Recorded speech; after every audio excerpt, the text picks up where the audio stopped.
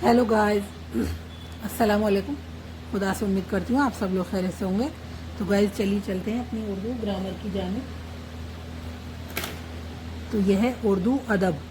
उर्दू अदब की चंद मशहूर किताबों का तारुफ। दरसी असबाक अमूमन जिन किताबों से माखूज होते हैं उनके मुताल्लिक़ बेशतर तलबा कुछ नहीं जानते। ये हकीकत है कि जब तक इस किताब का ज़माना, तसनीफ़, माहौल, ज़बान, असलूब, तहरीर और इसकी अदबी हैसियत तलबा के जहन में ना हो, उस वक्त तक मौजू बयान को पढ़ने में ना तो मुकम्मल लुत्फ़ आता है और ना ही दरसी सबक के पढ़ने का मकसद पूरा होता है। इसके अलावा सबक के अफादियत और इसकी लसानी अहमियत को समझने से भी तलबा महरूम रह जाते हैं। इसलिए दरसी असबाक का पूरा इस्तिफ़ादा हासिल करने के लिए उर्दू अदब की चंद मशहूर किताबों का मुख्तसरन तारुफ कराना ज़रूरी समझा गया। नंबर 1, सबरस। ज़माना तसनीफ़ के एतबार से ये उर्दू नशर की पहली किताब तस्लीम की जाती है, जो सन 1635 में लिखी गई। इसके मुसन्निफ़ मुल्ला वजही हैं। ये दक्कनी हिंदुस्तान के रियासत गोलकुंडा के बाशिंदे थे। सबरस से पहले उर्दू नसर की कोई मुस्तंद किताब नहीं मिलती। हाँ, कुछ मजहबी रिसाले ज़रूर मिलते हैं। मसलन ख्वाजा सैयद गैसू दराज का रिसाला मेराजुल आशिकीन, जो सन 1405 में लिखा गया। इसके अलावा शुमाली हिंद में अशरफ जहांगीर समनानी ने भी सन 1308 में अखलाक व तसूफ़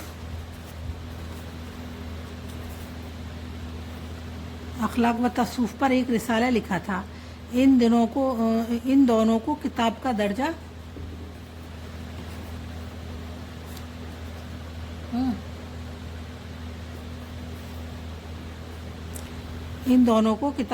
नहीं दिया जा सकता। सबरस एक तमसीली किताब है। इसको गोलकुंडा के बादशाह अब्दुल्ला कुतुब शाह दोनों को किताब का दर्जा नहीं दिया जा सकता। सबरस एक तमसीली किताब है। इसको गोलकुंडा के बादशाह अब्दुल्ला कुतुब शाह ने अपने दरबारी शायर मुल्ला वजही से फरमाइश करके लिखवाई थी। सबरस की खुसूसियात: उर्दू नशर की इब्तदाई किताब होने की वजह से 350 साल क़ब्ल की उर्दू और इसकी लसानी हैसियत का इल्म इसके ज़रिए होता है। इस किताब में दक्कनी हिंदी, अरबी, फ़ारसी और मरहटी ज़बानों के अल्फाज इस्तेमाल किए गए हैं। इसमें बहुत से ऐसे अल्फाज हैं जो अब मतरूक हो गए हैं। इस किताब की चंद सतरें बतौर नमूना पेश हैं। हाजियाँ जो काबे का कसद करते हैं और बाट घाट का मुशक्क़त और मेहनत जो सो लेते हैं, सो इस नियत सो जो गुनाह दूर हुए और खुदा की बख्शिश पावे। आशिक़ां को दोस्त के बाट में खोना, जियो दुनिया खुशी हो शादी हो। इस किताब का मरकज़ी ख्याल इश्क हकीकी है। मुल्ला वजही ने मुसलसिल इस्तारों के ज़रिए फ़र्ज़ी किरदारों को लेकर अपने मकसद को अदा किया है। इसके लिखने का मकसद लोगों में अखलाकी व इस्लाही शऊर पैदा करना है। सब रस के किरदार सबके सब तमसीली हैं। मसलन दिल, हुस्न, हिम्मत, नज़र, इश्क और लट वग़ैरह ऐसे किरदार हैं जो अपनी मानवी खसूसियात के साथ कहानी में अपना रोल अदा करते हैं। इस किताब में लफ्ज़ी मायनों के पीछे असल मतलब पोशीदा है। अलगरज सब रस अपनी दिलचस्प अंदाज़ तहरीर के अलावा कदीम ज़बान, इस्तारे और नफ्स मज़मून का एक बेहतरीन नमूना है। इसी वजह से इस किताब को उर्दू अदब में अहम मकाम हासिल है। बाग़ बहार। नंबर 2, बाग़ बहार। मीर अमन दहलवी की ये किताब उर्दू अदब का माया नाज सरमाया है। इस किताब के क़िस्से को मुसन्निफ़ ने कहाँ से लिया है, इस सिलसिले में लोगों के मुख्तलिफ़ ख़यालात हैं। कुछ लोगों का कहना है कि इस क़िस्से को मीर अमन ने अमीर खुसरू के क़िस्से चहार दुर्बेश से माखूज़ किया है। कुछ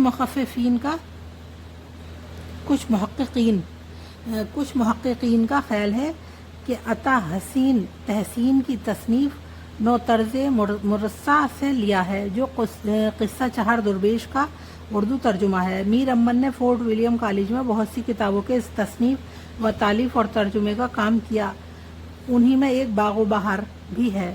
اس کتاب کا سنہ تصنیف سن 1802 ہے۔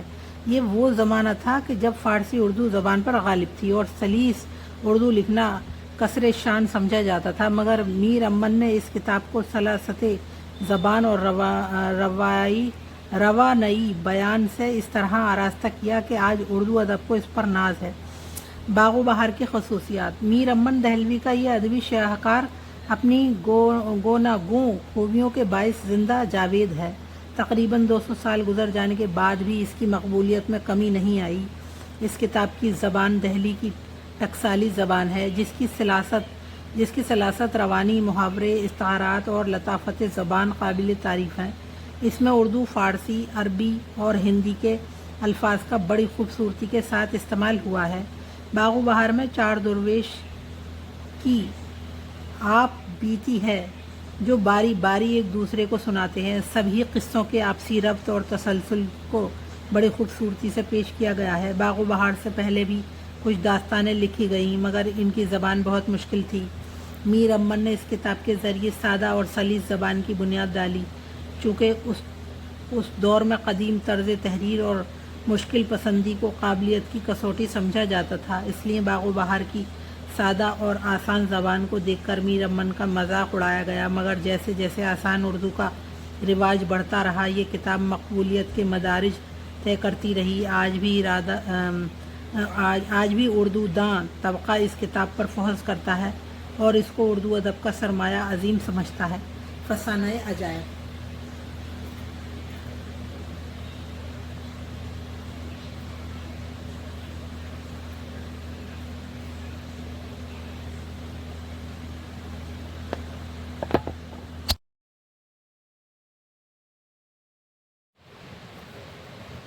نمبر 3 ہے فسانہ عجائب۔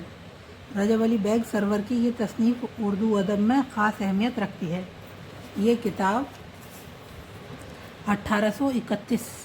سن 1831 میں مکمل طور پر تصنیف ہوئی۔ کچھ لوگوں کا خیال ہے کہ رجب علی بیگ سرور نے میر امن کی تصنیف باغ و بہار کے جواب میں یہ کتاب لکھی تھی۔ فسانہ عجائب۔ فسانہ عجائب کی خصوصیات۔ رجب علی بیگ لکھنؤ کے رہنے والے تھے۔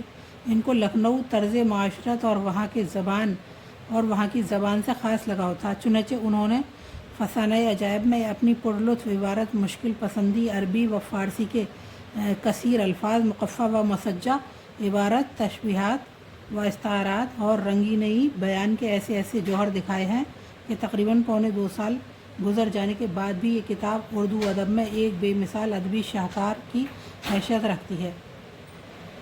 فسانہ عجائب مافوق الفطرت واقعات اور کردار پر مبنی ایک داستان ہے، جو دیو، پریوں، جادوگروں، بادشاہوں اور بیگمات اور شہزادیوں کی گرد گھومتی ہے۔ اس کہانی کو جنم دینے والا طوطا ہے، جس کی زبان سے شہزادہ جان عالم انجمن آرا کے حسن و جمال، عالی وقار اور خوش گفتار ہونے کی تعریف سن کر اس کے عشق میں مبتلا ہو جاتا ہے اور اس کی تلاش میں محل سے نکل پڑتا ہے۔ اس کتاب کی عبارت کو پڑھ کر یہ کہنا غلط نہ ہوگا کہ رجب علی بیگ سرور نے نثر میں شاعری کی ہے۔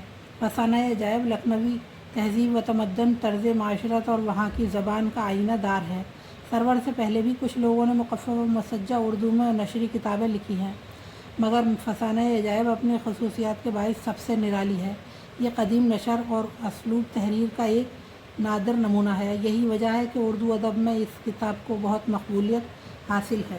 نمبر 4 فسانہ آزاد۔ رتن ناتھ شرشار کی یہ سب سے مشہور تصنیف ہے، جو فسانہ عجائب کے تقریباً 50 سال بعد سن 1878 میں لکھی گئی تھی۔ تو یہ سنیں آپ گائز یاد کرنی ہے۔ سنیں یہ 1831 میں ہے۔ فسانہ عجائب 1831 میں لکھی گئی تھی اور یہ سن 1878 میں فسانہ آزاد لکھی گئی تھی۔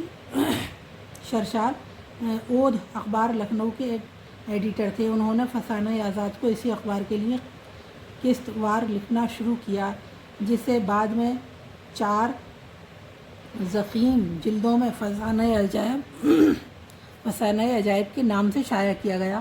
اس کتاب میں رتن ناتھ شرشار نے لکھنؤ کی پرانی تہذیب و تمدن، معاشرت، آداب، شاہی طرز گفتگو، شادی بیاہ، میلے ٹھیلے، تہوار اور رسم و رواج وغیرہ کی بھرپور عکاسی کی ہے۔ یہ کتاب اپنی مخصوص طرز تحریر اور رنگینی زبان کی وجہ سے اردو ادب میں سنگ میل کی حیثیت رکھتی ہے۔ رتن ناتھ شرشار نے فسانۂ آزاد کے علاوہ اور بھی کئی کتابیں لکھیں، جیسے سیر کو حصار، جام شرشار، جام شرشار، کامنی خدائی، فوجدار، لیکن جو مقبولیت فسانۂ آزاد کو حاصل ہوئی وہ ان کی کسی اور تصنیف کو نہ ہوئی۔ فسانۂ آزاد کی خصوصیات: فسانۂ آزاد کی زبان خالص لکھنوی زبان ہے۔ اس کتاب میں مزاح کی بہترین نمونے پیش کیے گئے ہیں۔ فسانۂ آزاد کا طرز تحریر شگفتہ، دلچسپ اور پر مذاق ہے۔ اس کی زبان نہایت مرصع اور رنگین ہے۔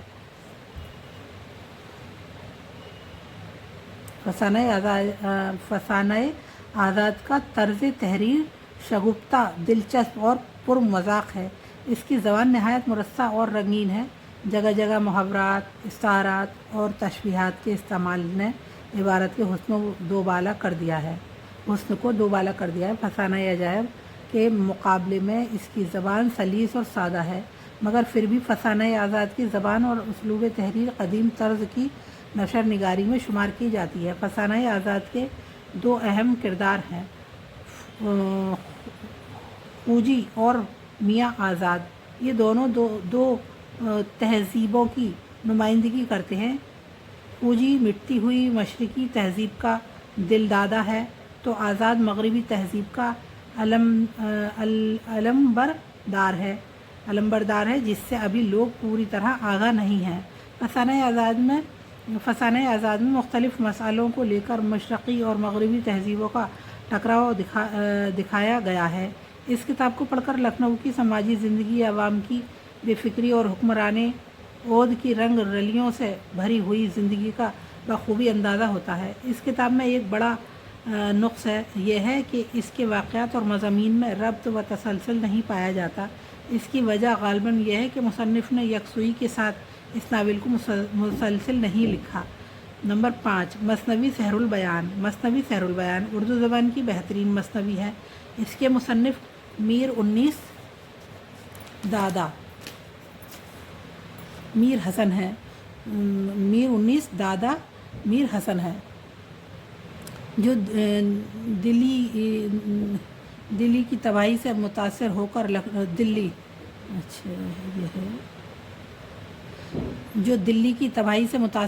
لکھنؤ آ گئے تھے۔ یہ مثنوی سن 1884 کے آس پاس میں لکھی گئی۔ اس سے بیشتر بہت سی مثنویاں لکھی گئیں، مگر اس سے زیادہ مقبولیت کسی اور مثنوی کو حاصل نہ ہو سکی۔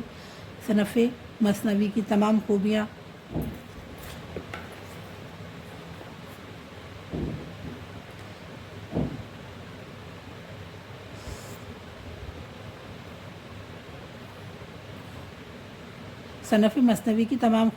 اس میں پائی جاتی ہیں۔ مثنوی سحر البیان میر حسن کا وہ ادبی شاہکار ہے جس کو اردو ادب فراموش نہیں کر سکتا۔ میر تقی میر اگر شہنشاہ غزل اور سودا شہنشاہ قصیدہ ہیں، تو میر حسن شہنشاہ مثنوی ہیں۔